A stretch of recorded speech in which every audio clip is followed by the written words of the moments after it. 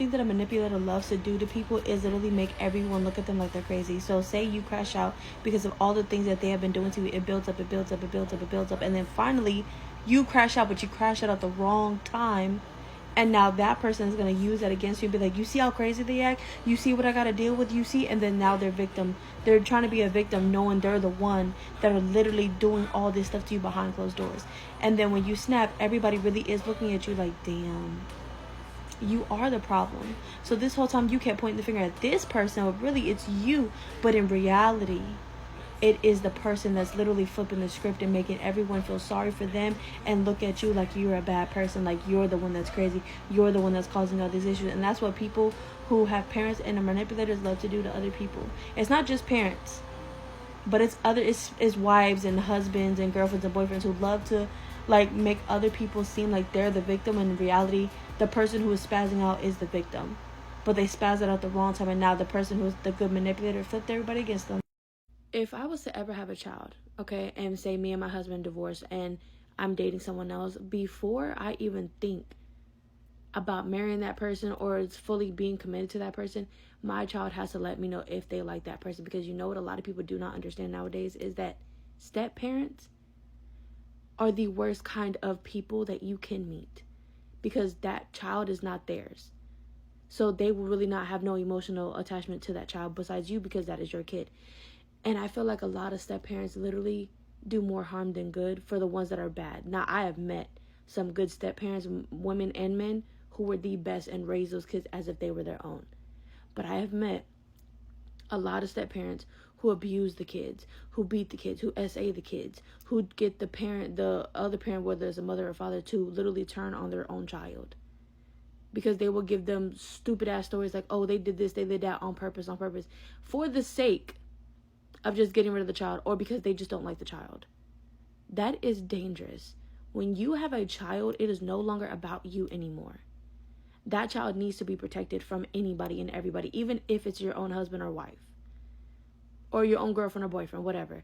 But the thing is, it's like I have seen so many people stay with malicious ass people like that just for the sake of not being alone. Your child is getting abused, whether it's physical, mental, spiritual, you don't matter. And you sit there and you allow it to happen because you do not want to be alone.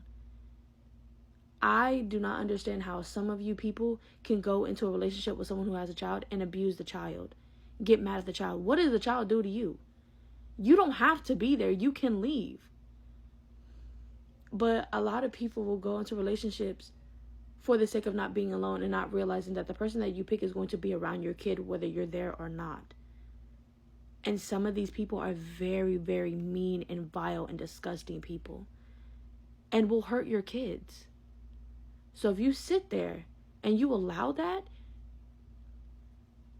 I hope the absolute worst for you. And I'm not lying. I know that's wrong. But a child does not deserve to sit there and get abused by someone that you picked because you didn't want to be alone. Being called a liar from your parents, even though you know you're telling the truth, is the most irritating thing that you can go through. I will sit here and tell people the truth, and then they will think that I'm lying. So you know what I started to do? I started to lie, and they thought I was telling the truth. That's so damn confusing, because you want me to sit here and tell you, yeah, I did that, even though that I didn't, because you already in your mind believe that I did it. So there's nothing that I can say to you that is going to change your mind. If I sit here and tell you I didn't take $20 from you because you're missing $20 because someone else stole it or you misplaced it, you're automatically looking at me like, no, you stole it. Just tell me you stole it. Just tell me you stole it. I'm sitting here crying. And because I'm crying, you're taking it as I'm lying to you. I'm trying to use my tears as a weapon against you. No, I'm crying. And I don't like how people made up that story. Oh, if they get mad because you called them a liar. No, I'm mad as hell because I'm not a liar. Because I've been called a liar my whole life and I told the truth the whole time. If I sat here and I told you I didn't take your $20, you already deemed me a liar. You already deemed that I took it. You're not going to change your mind. So I'm going to say, yeah, I took it. I might get my ass beat, but that's okay. You'll leave me alone. So you cannot get mad at your kids. When you actually catch them in a lie, you're like, well, why did you lie to me? Because you keep calling them a liar. Even though they're telling you the truth, but because in your mind you already made up that they are a liar, that they did what you're accusing them of, they're going to sit there and lie to you.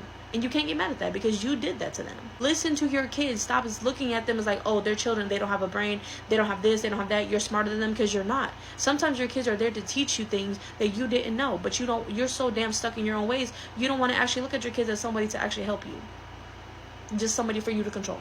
There has to be a point in time when you hold your parents to the same boundaries you would hold a stranger to, okay? Let me tell you something. Your parents are known to sit up there and overcross your boundaries because you allow them to. But that fear that comes up, you're not a kid no more, babe. They can't really do much to you but scare you, especially if you don't live with them. If you tell your parents, look, you cannot come over my house this weekend, I have things I have to do, they still come over, they're trying to see if you're just going to let them and be like, oh, you know what, she's going to let us in anyways. You let them sit out there until they leave.